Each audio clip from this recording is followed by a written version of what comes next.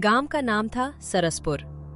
नक्शे में उसका नाम ढूंढना मुश्किल था, लेकिन वहां रहने वालों के दिलों में उस गांव की जड़ें बहुत गहरी थीं। चारों तरफ खेत, कच्चे रास्ते, मिट्टी की सौंधी खुशबू और बीच गांव में खड़ा एक पुराना नीम का पेड़, वही नीम जो सरसपुर की पहचान था। कहा जाता था कि वो नीम का पेड़ 100 साल से भी ज्यादा पुराना है। गांव की हर पीढ़ी ने उसकी छाया में कुछ न कुछ सीखा था। उसी गांव में रहता था अमन। अमन उम्र में तो सिर्फ 17 साल का था, लेकिन उसके माथे पर उम्र से पहले ही चिंता की लकीरें खिंच चुकी थीं। उसके पिता रामदीन गांव के ही एक साधारण किसान थे। 2 बीघा जमीन, उस पर निर्भर पूरा परिवार, पत्नी अमन और उसकी छोटी बहन गुड़िया। रामदीन मेहनती थे, ईमानदार थे, लेकिन किस्मत हमेशा उनका साथ नहीं देती थी। उस साल बारिश समय पर नहीं हुई, फसल आधी रह गई, ऊपर से साहूकार का कर्ज। एक शाम अमन नीम के पेड़ के नीचे बैठा था, सामने डूबता सूरज और मन में डूबते सपने। क्या मैं भी पूरी जिंदगी ऐसे ही गुजार दूंगा? उसने खुद से सवाल किया। अमन पढ़ाई में तेज था, गांव के स्कूल में हमेशा अव्वल आता था। मास्टर जी कहते थे, अमन, तू अगर आगे पढ़ेगा ना तो इस गांव का नाम रोशन करेगा। लेकिन आगे पढ़ने के लिए पैसे चाहिए थे, और पैसे, वो तो सरसपुर में सबसे बड़ी समस्या थे। उस शाम उसके पिता पास आकर बैठे। क्या सोच रहा है बेटा? सोच रहा हूँ, क्या पढ़ाई छोड़ दूं? ये कैसी बात कर रहा है? बाबा, हालात आप जानते हैं, कर्ज बढ़ रहा है। मैं शहर जाकर कोई काम कर लूंगा, गुड़िया पढ़ लेगी। बेटा, गरीबी सबसे बड़ा दुख नहीं होती, सपनों का मर जाना सबसे बड़ा दुख होता है। अमन चुप रहा। वो जवाब देना चाहता था, लेकिन शब्द नहीं मिले। अगले दिन गांव में हलचल थी। शहर से एक आदमी आया था, विक्रम सिंह, सूट बूट में, चमचमाती गाड़ी के साथ। उसने ऐलान किया कि वो गांव के पास एक फैक्ट्री लगाएगा, रोजगार मिलेगा, पैसा आएगा।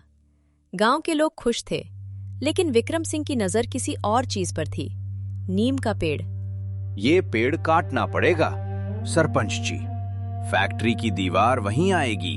साहब, ये पेड़ हमारे लिए बहुत खास है। विक्रम हंसा। पेड़ से ज्यादा जरूरी विकास है। पैसे मिलेंगे, नौकरी मिलेगी। गांव 2 हिस्सों में बंट गया। कुछ बोले, पेड़ जाएगा तो क्या, पेट तो भरेगा। कुछ बोले, अगर जड़ें काट दी तो हम क्या बचेंगे। अमन सब देख रहा था। उसके मन में द्वंद्व था। अगर फैक्ट्री आती है तो शायद उसे पढ़ाई छोड़नी ना पड़े, लेकिन वही नीम का पेड़ जहां उसने सपने देखे थे।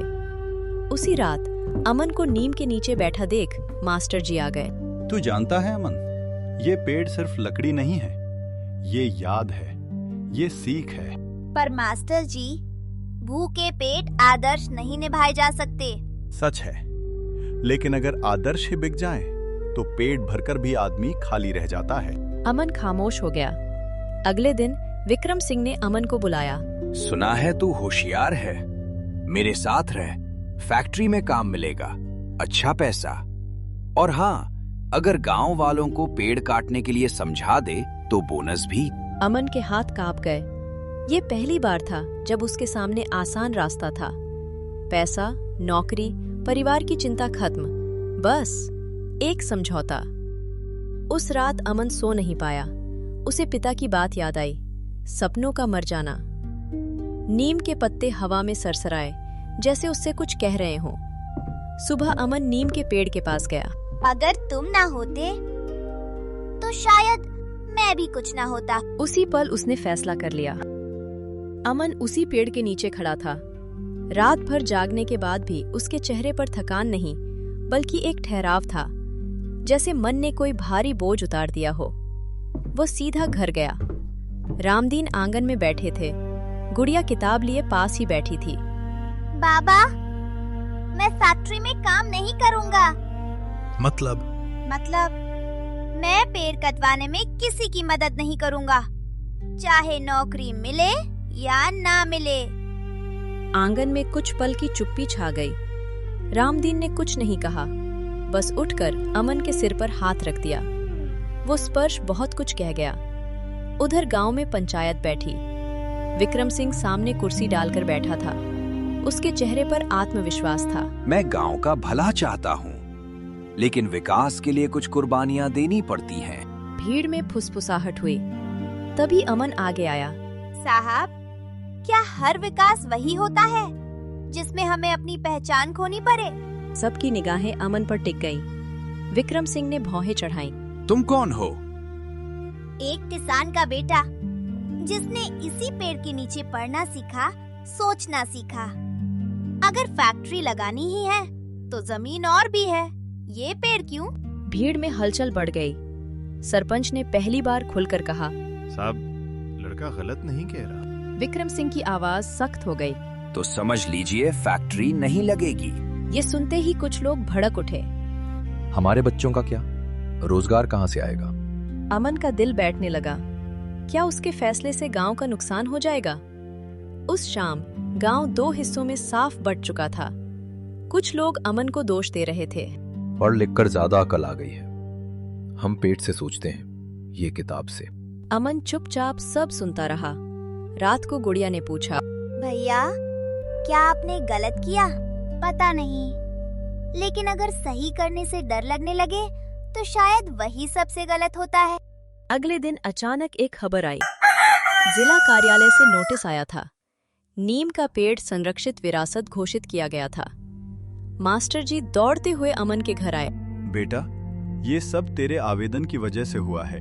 मेरा आवेदन? हाँ, तूने जो पत्र लिखा था पर्यावरण विभाग को, वही काम आ गया। अमन को याद आया, उस रात जब सब सो रहे थे, उसने कांपते हाथों से एक चिट्ठी लिखी थी। उसे नहीं पता था कि कोई सुनेगा भी या नहीं। विक्रम सिंह बौखला गया। ठीक है, पेड़ रहेगा, लेकिन फैक्ट्री भी नहीं।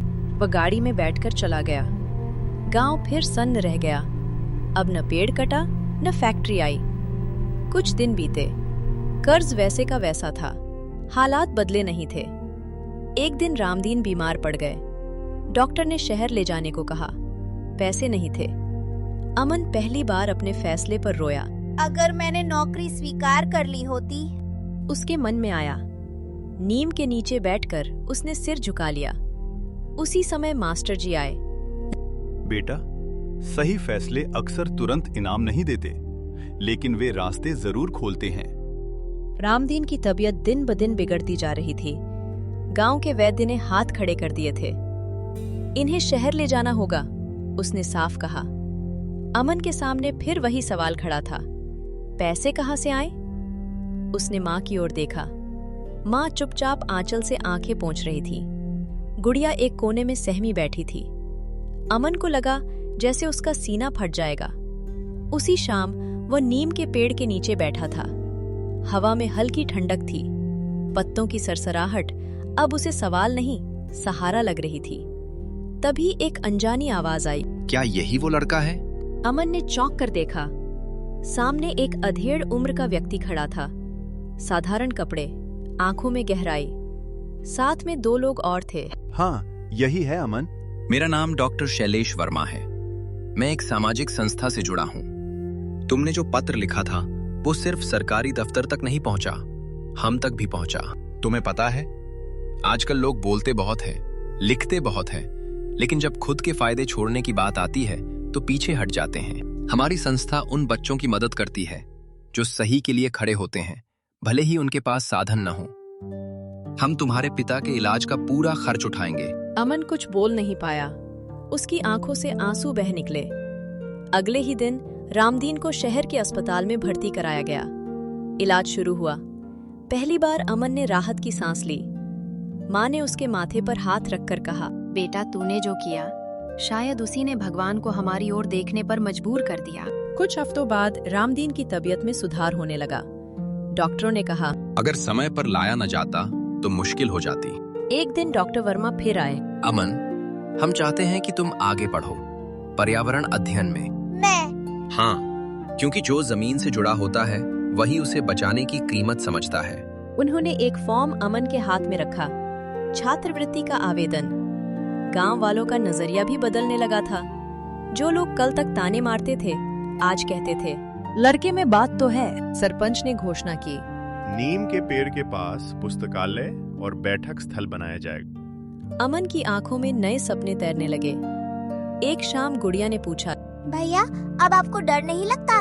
डर अब भी लगता है, पर अब ये भी पता है कि डर के आगे भी कुछ होता है। नीम के पत्ते हवा में झूमे, जैसे उसकी बात पर सहमति जता रहे हों।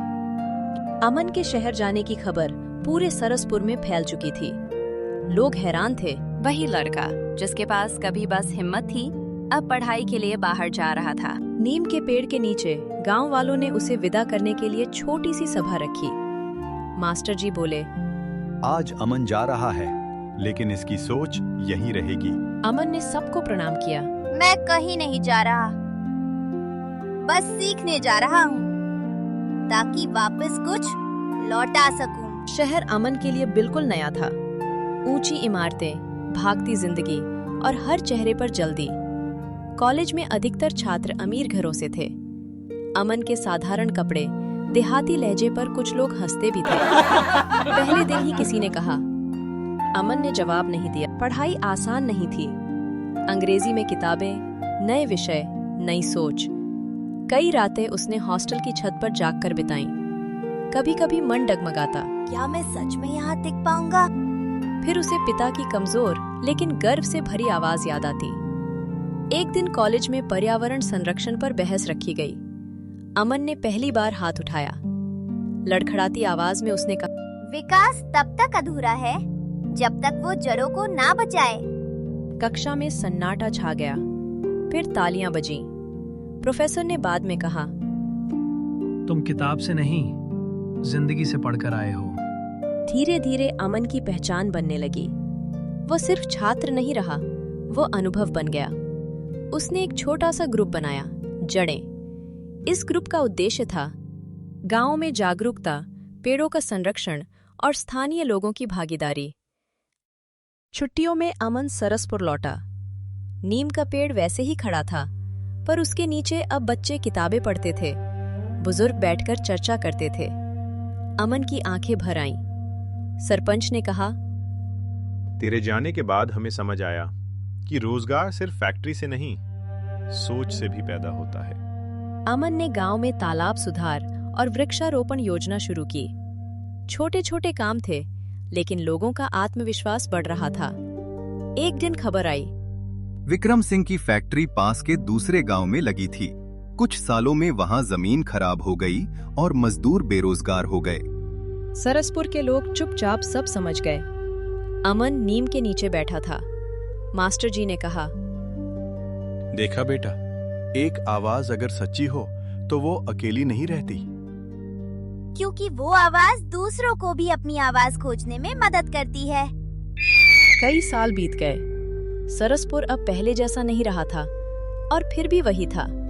कच्चे रास्ते अब भी थे, खेतों में मेहनत की खुशबू अब भी थी, और गांव के बीचों बीच वही पुराना नीम का पेड़ खड़ा था, थोड़ा और मजबूत, थोड़ा और विशाल। अमन अब सिर्फ अमन नहीं रहा था, वह डॉक्टर अमन कुमार कहलाता था, पर्यावरण और ग्रामीण विकास का जानकार। शहर में उसे बड़े पदों के प्रस्ताव मिले थे, बड़ी तनख्वाह, आराम की जिंदगी। लेकिन हर प्रस्ताव के अंत में उसे वही नीम याद आ जाता। एक दिन सरकार की तरफ से सरसपुर में ग्रामीण विकास सम्मेलन रखा गया। अमन मुख्य वक्ता था। गांव-गांव से लोग आए थे, अफसर, नेता, छात्र, सब। अमन मंच पर खड़ा हुआ। उसने भाषण की शुरुआत किसी आंकड़े से नहीं की। उसने कहा, मैं जिस जगह से आया हूँ वहाँ एक नीम का पेड़ है। वो पेड़ मुझे सिखाता है कि जड़ें जितनी गहरी होती है, आंधी उतना कम हिलाती है। पूरा पंडाल शांत था। भाषण के बाद एक अधिकारी ने कहा, आप चाहते तो शहर में रह सकते थे, यहाँ क्यों लौटे? अमन ने नीम की ओर देखा। क्योंकि जिसने मुझे बनाया उसे छोड़कर मेरी सफलता अधूरी रहती। रामदीन अब बूढ़े हो चले थे, लेकिन आंखों में वही सुकून था। एक शाम वे अमन के साथ नीम के नीचे बैठे थे। बेटा, तूने कभी गलत रास्ता नहीं चुना। गलत आसान था बाबा, सही मुश्किल पर टिकाऊ। गुड़िया अब अध्यापिका बन चुकी थी। वो बच्चों को पढ़ाते समय नीम की कहानी सुनाती थी। पेड़ सिर्फ छाया नहीं देते, वे इंसान बनाते हैं। उसी नीम के नीचे एक पत्थर पर कुछ पंक्तियां लिखी गई। यहाँ एक लड़के ने सही को चुना था जब आसान सामने खड़ा था। अमन अक्सर शाम को वहीं बैठता, हवा पत्तों से टकराकर वही पुरानी धुन बजाती। अब उसे कोई सवाल नहीं सताता था, क्योंकि उसे जवाब मिल चुका था। सही रास्ता अक्सर कठिन होता है, लेकिन वही रास्ता इंसान को मजबूत बनाता है। जो अपनी जड़ों से जुड़ा रहता है, वही सच्चा विकास करता है, अपने लिए भी और समाज के लिए भी।